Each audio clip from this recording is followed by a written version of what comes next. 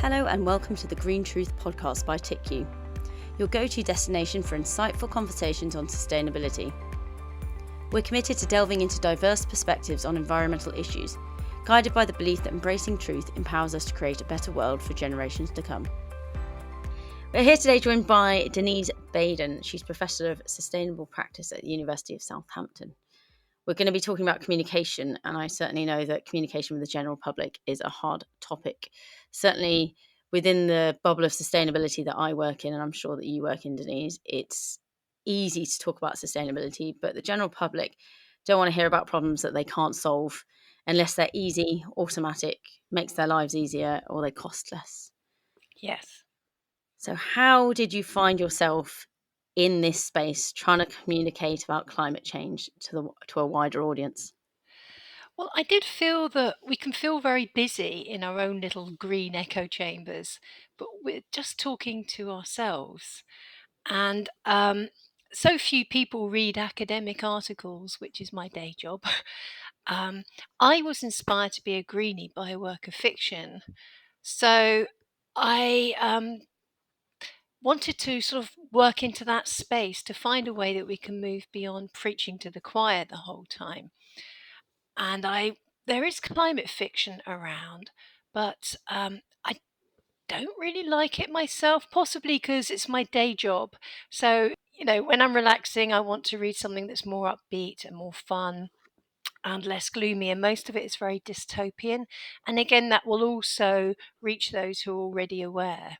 So, I wanted to find a way to reach everyday people in a way that they would find enjoyable rather than upsetting. So I set up the Green Stories Project back in 2018.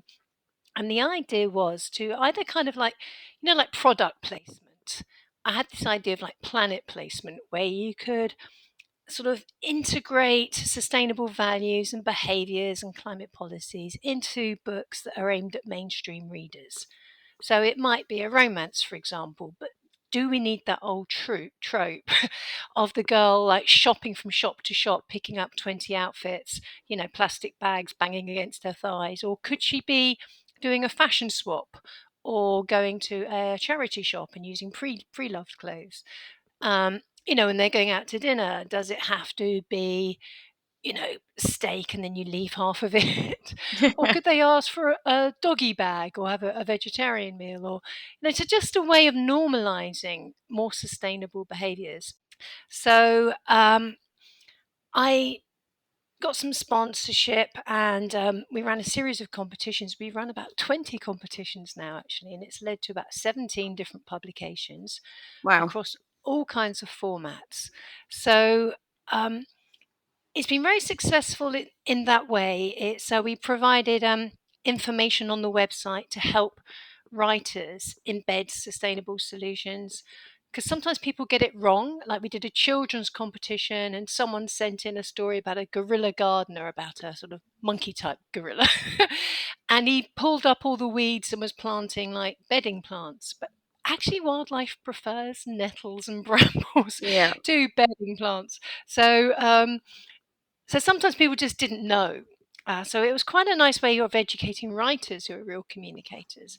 But I did find that a lot of them, despite us asking explicitly for solution-focused, ideas that can increase our sense of agency of what to do, most of them, just because they were free competitions, sent in anything they had. Okay, yeah. Always with the problem at the heart, like they'd give up their job to fight evil rainforest loggers. One, the carbon footprint of flying to Indonesia is quite big. Two, these are not evil people, it's a systemic issue. Much better to write a book that showcases behaviors like, eating less beef or, not wasting wood that would actually genuinely address some of the issues. So that's one of the reasons I started writing myself. Just before lockdown, I was the first client of a green garden consultant, and he'd retired early to help people make their back gardens wildlife friendly. And he put in a pond, he advised me on pollinator-friendly plants and what the bees and butterflies liked, put up a bat box, set up a water butt. Um, Amazing. and he said, I want to do this for the world, but I can only do a few gardens. And I thought, well, wouldn't that make a nice plot? So I wrote it up as a story. I initially saw it as a TV series, actually, but I wrote it up as a novel because that's easier. What was the And novel called? Habitat Man. And I threw in a body for him to dig up. I threw in a romance. I threw in a dark secret. And of course, a body allows a nice opportunity for a burial. So there's an opportunity to talk about chemicals going into the ground. People don't know that typical burials involve poisoning the earth and using up rare hardwood. So this had a natural burial scene. And that was my first indication that this might be a more productive route to go if I wanted impact. So, because so many people wrote to me saying that scene really inspired them and they changed their will to have a natural burial.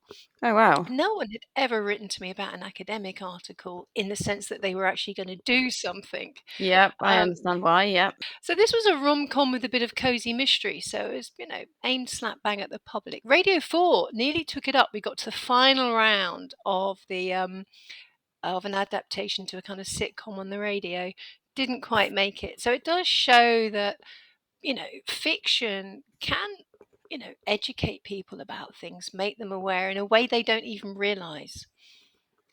So how did you get that book out there in the first place? So it's all well and good. Think I'm going to be really inspiring. I'm going to write a book. Had you ever done something like that before? And how do you market it? And how did you know it was successful?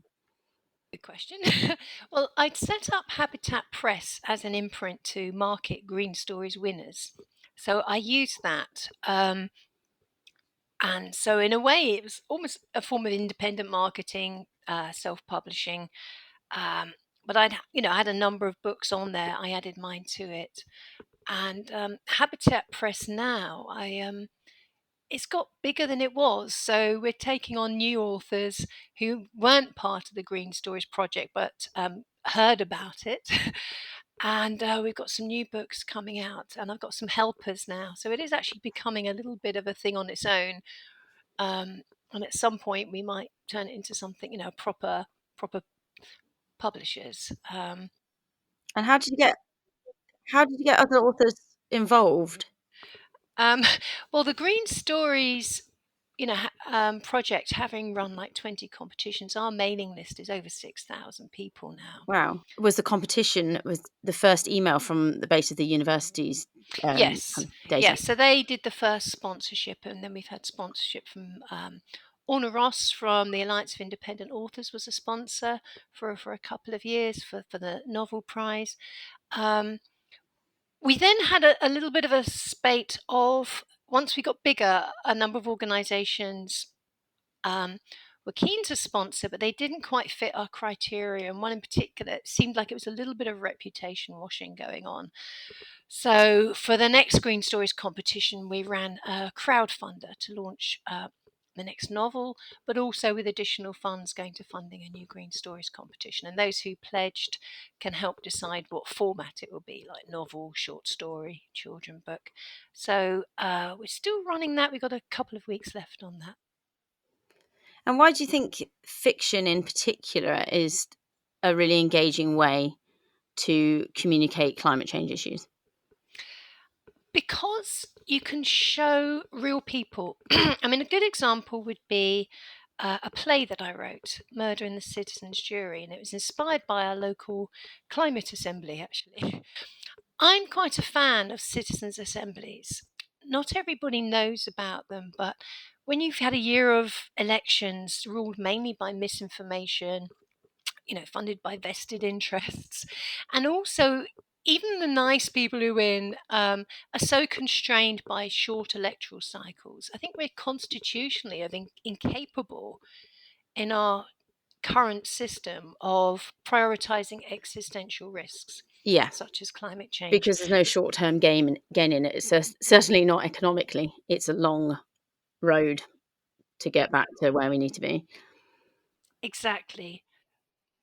But citizens' assemblies, where you have between about 80 and 200 people They're to debate a topic, usually in tables of about 8 people, each with a chair, to make sure the conversations go well, informed by experts, not misinformation, representative, drawn from every aspect of society. Evidence is building now, quite strong evidence that if you give people that responsibility, they take it seriously and they make better, more sustainable decisions. Yep. So I thought setting a play in a citizens' assembly on climate, one, it's a classic locked room murder. Who doesn't love that? Yep. And B, I sort of focused on 8 people debating climate policies. So at the university, we call that a stakeholder analysis because they're all Yes. from different classes and ages and genders, and they all relate to the policies in different ways. But because one of them's a murderer, it's kind of fun. So the play did exactly what I'd hoped. It educated people about citizens' assemblies and climate policies, and it was dramatic and entertaining and fun.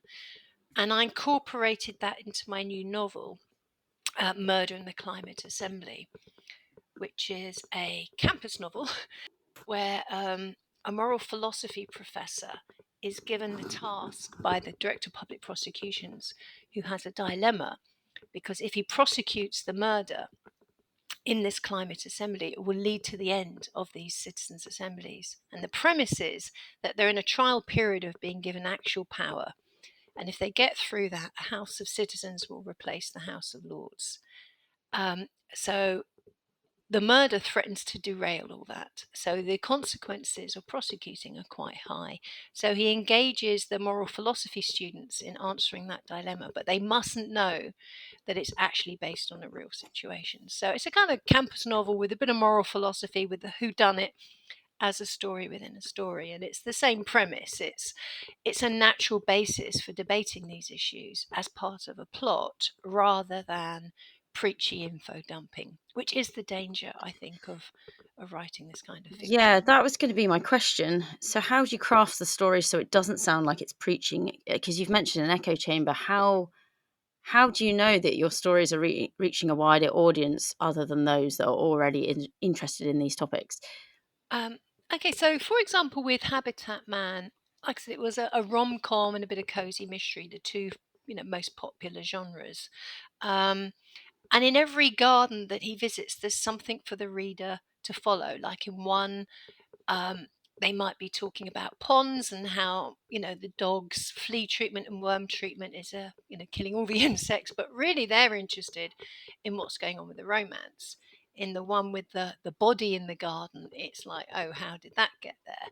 There's one with the Wizard of the Woolston, who wants a pond to attract bats and frogs, and the reader's hoping for a bit of fun wizardry. There's the garden with a polyamorist, where he's talking about home composting and she's got her mind on other things. So Brilliant. there's always something fun for the reader to enjoy, so they don't really notice that in the background these little suggestions are being peppered throughout. And how do you make sure that well, how do you include like fact checking or references at the back for those that are curious about it, or do you just completely leave it out because it would go into that preaching realm? So one thing with Habitat Man, I don't know if you know Professor Dave Goulson, Professor of Biology at Sussex University. He founded the Bumblebee Conservation Trust, not Bumbletree, Bumblebee Conservation Trust. And he's written wonderful books like The Garden Jungle, How to Save the Planet Through Gardening, which really inspired me. He double checked everything. So basically acted as a free ecological advisor. So I'm so grateful for that. But he did it because he appreciated that fiction could reach the people that he was desperate to reach, but perhaps couldn't. Yep. But in terms of how do people find out? Sometimes you got to go light. I think the first drafts I probably did put too much information in there. But sometimes it's just about creating the values. So with Habitat Man, the real guy who inspired me to write the book, when he came round, my garden was just scenery. It's do I mow this? Do I do that? I didn't really think of it as alive. Yeah. But when he showed me that the magpie was chattering because the neighbour's cat had appeared, and the sparrows were flying off because the strimmer was coming out next door, that that the frogs weren't going to come unless I left a bit of overhang in case the bird got them or the cat got them, suddenly it was like I was blind and then I saw it. It sort of came to life, and I realised there's a whole soap opera, and the robin in the tree. I knew that if the moment I put my spade in, it would appear for a worm, and they became characters, and I learnt where they lived and who fought who, and and it just became alive, and I could never then see my garden in the same way as just scenery. It wasn't even for me. So when I had to chop a cheat tree down and someone suggested poisoning the earth for the stump, it's like, oh my Oh, god, why would I do why? that? Because I know now that the beetles will burrow in that, and the hedgehogs will feed And feed off the the trunk beetle will grubs. And rot and it will feed the earth. yes, but I never really thought of it in those ways. And once you learn to see nature in that way, and so it becomes something of its own, not something that's for you, it's for Yeah. itself. I don't think you start to join the dots between what you do and the environmental impact, and I sometimes think that's the most important thing, is making those connections, but in a way that gives you joy, not guilt. And Yeah. that's what he did for me. He made me join the dots in a way that gave me joy. And readers of Habitat Man have said that reading the book helped do that for them. So sometimes you don't need to be too specific. There's the odd bit, like a lot of people said they didn't know that pet flea and worming treatments affected the ground or the water. If the dogs went in the river or anything, they had no idea. And some of them were relieved, because you sometimes think, oh, I've got to use it every month just in case. And vets are quite happy to encourage that. It's a good income stream. But really, you only need it when there's a problem. You don't need it all round just in case. And that attitude can be quite destructive of the environment. So I pepper it with little bits that people don't already know. I think what you've done is something that a lot of sustainability consultants and climate advocates aren't doing well at the moment, and that is promote the positive stories around it in a way that's not like doom and gloom. I went to see a talk by the climate minister for net zero, and she was saying about the importance of positive stories because nobody wants to be told they're wrong all the time. I think that's a lesson that can be learned. How do you think businesses and policymakers can use storytelling better to engage the public like you have been doing? Well, one of the projects I did was with hairdressers, actually. So hairdressing and beauty is actually a huge part of the economy, and it has a huge environmental impact. So we did a project where we kind of create little mini character portraits. Um, and so there might be Sam, who shampoos her hair, rinses and repeats, blow dries, and her carbon footprint is like over 500 kilograms a year. It costs her a fortune. She hogs the bathroom, annoys her flatmates. Her hair is dry from overwashing. Hot showers age the skin and remove all the friendly bacteria that keeps it healthy and Didn't know young. that. Great. Already you've learnt something. Um, Shower gels are particularly harsh on the skin. Shampoo is very harsh. So that's one character portrait. And then you've got Joe, who shampoos just once, not rinse and repeats, twice a week, supplements with dry shampoo if she needs to, uses leave-in conditioner. Her carbon footprint isn't just 10 or 20% less. Instead of 500, it's 25, with a corresponding decrease in bills and time. Amazing. And she finds that, dry shampoo makes hair easier to style, leave-in conditioner gives it more body. So there's loads of win-win-wins there. It ticks the health and beauty box, it ticks the money box, it ticks the time box, it ticks the environmental box, just in these little miniature character portraits, and it reframes it. So instead of Sam thinking the more she does, the better she'll look, it's the more she does, the more she's opening her pores to all the harsh chemicals which the skin doesn't really like, and annoying the people in her house and putting the bills up. And domestic energy, household energy is a huge part of the UK's, I think, over 25% of our emissions. And within our household energy, running hot water is probably the most energy intensive thing we do. So just that is a nice way in. And I think the tendency with business is to say, right, this product is bad, so buy our alternative product, which is good.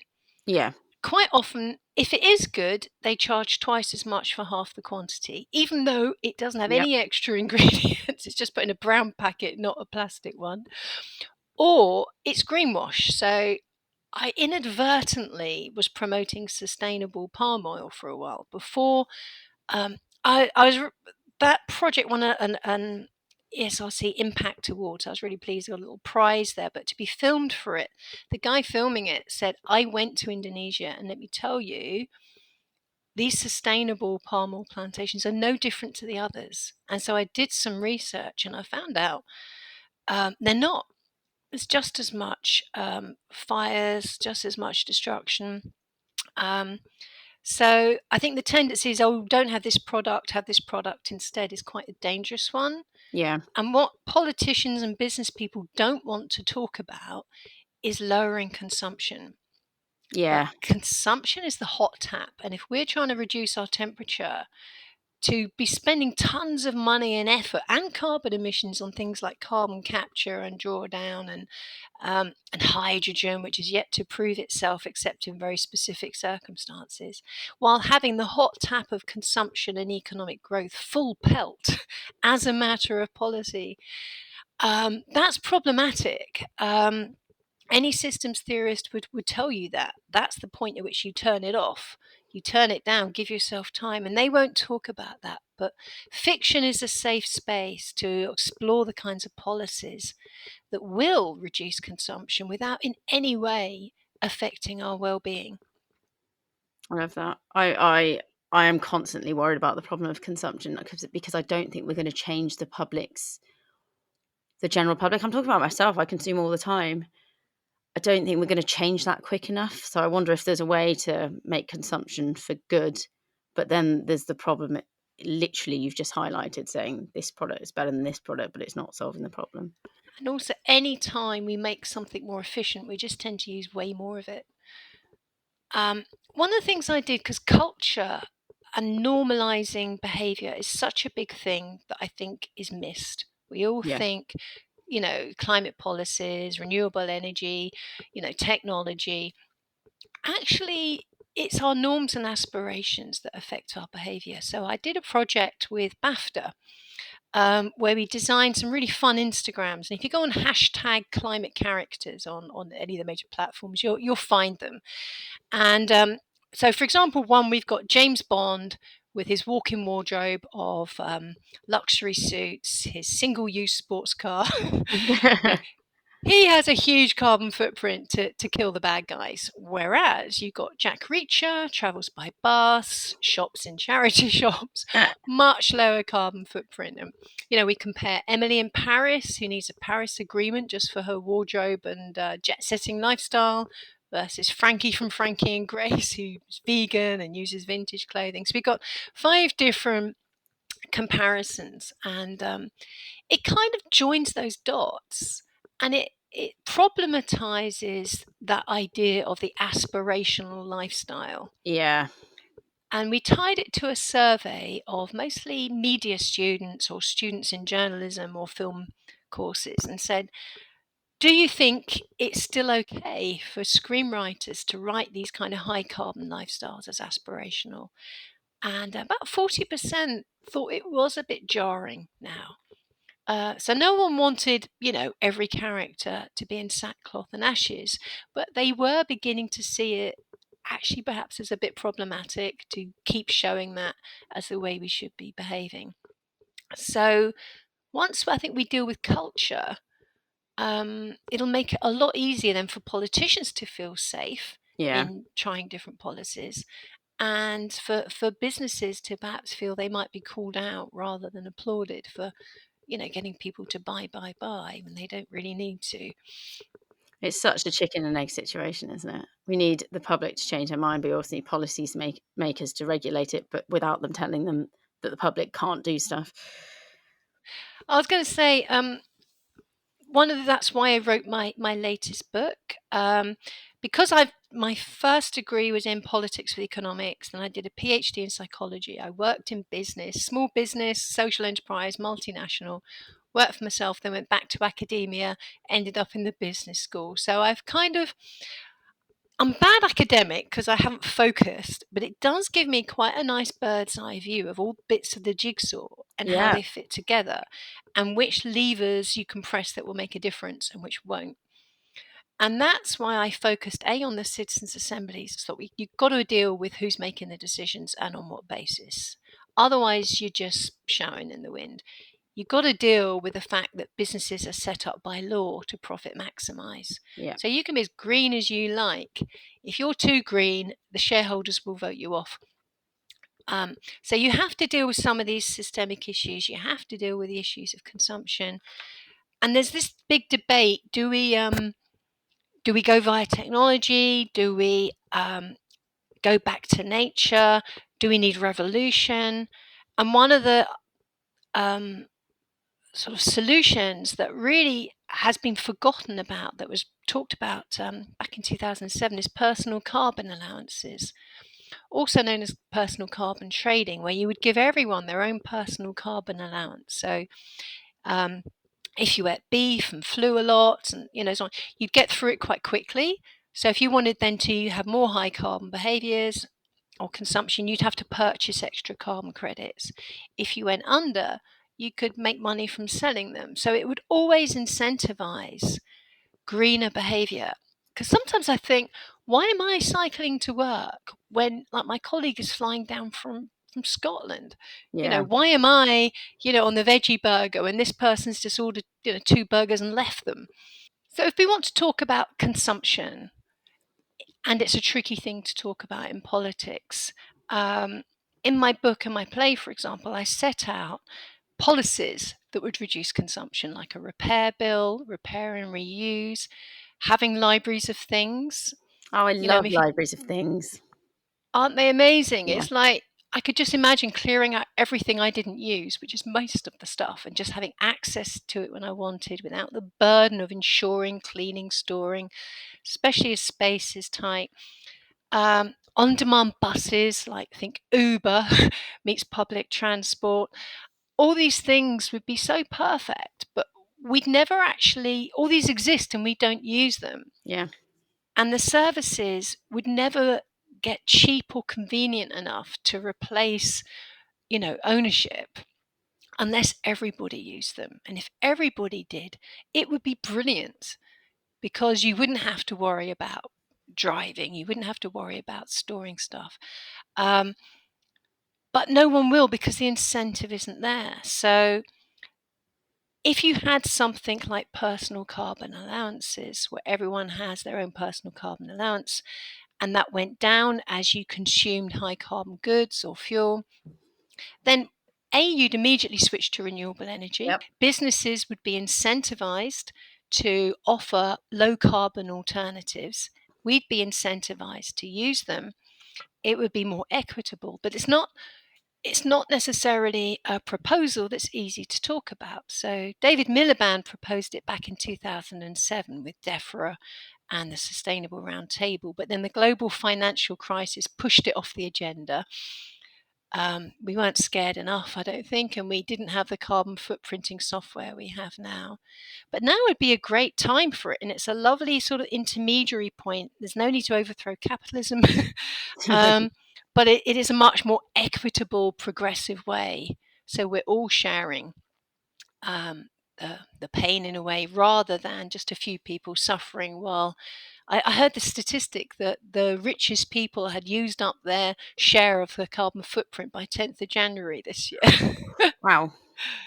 Yes, so fiction's a safe space to explore these more transformative solutions that are probably the only ones that will work now, and get this bottom-up understanding of what they might mean and how different people might relate to them. I think it's fascinating. My next question is, why aren't you advising filmmakers, the government how to speak, all business leaders. You should be a minister yourself. Thank you. I do take it upon myself to think, what would I do if I ruled the world? And I really want an answer to that question on every single issue. And sometimes I just don't have the answer. But on things like this, I really feel I've got as good an answer to offer as anybody else, which is why I wrote the book in a way. And the way we're doing it with the Kickstarter, I'm starting off with an audience of people who already care and know quite a lot to provide some feedback and reviews. And a lot of these people are in the climate field.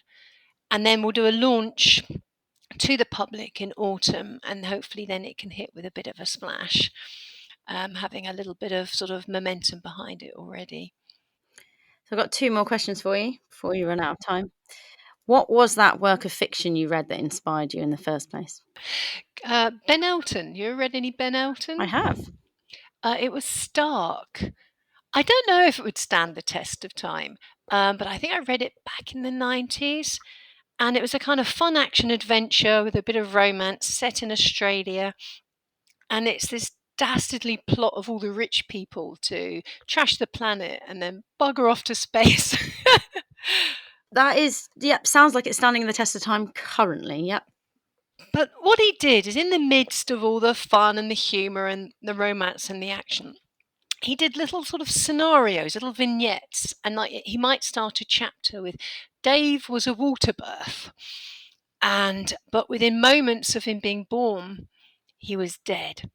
He drowned, and it turns out that Dave was a dolphin caught in a tuna net. Oh. And that, some engineer was like rubbing his hands in glee that he just invented this really strong net. And I thought, I could buy dolphin-friendly tuna. And the next time I went shopping, I did. And so it was this idea that you could have. I never would have read any climate fiction or watched a climate documentary. I was fairly uninterested at the time, but that opened my eyes. And because I enjoyed his books, I read a couple more. One was Gridlock, which is about the ridiculousness of single-use, transport. And I don't know if that did stand the test of time. I was raving about it to someone, then read it again, and I thought, the humour is so 80s, 90s. I'm not sure if it, or maybe I'm just older, I don't know, but I remember loving it at the time. But it was Ben Elton's fiction books that turned me into a greenie. So I love it. So where can people find out more about the Green Stories project, and how can they get involved? Okay, so if you just look up greenstories.org.uk, you will see all our projects. You'll see our play. The play Murder in the Citizens Jury is currently royalty free to put on. So we've had a school put it on. We've had an amateur theatre group put it on. Our university theatre club is going to put it on next year.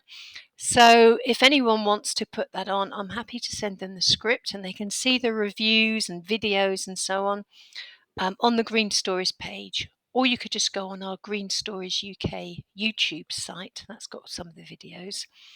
The books are all available on habitatpress.com.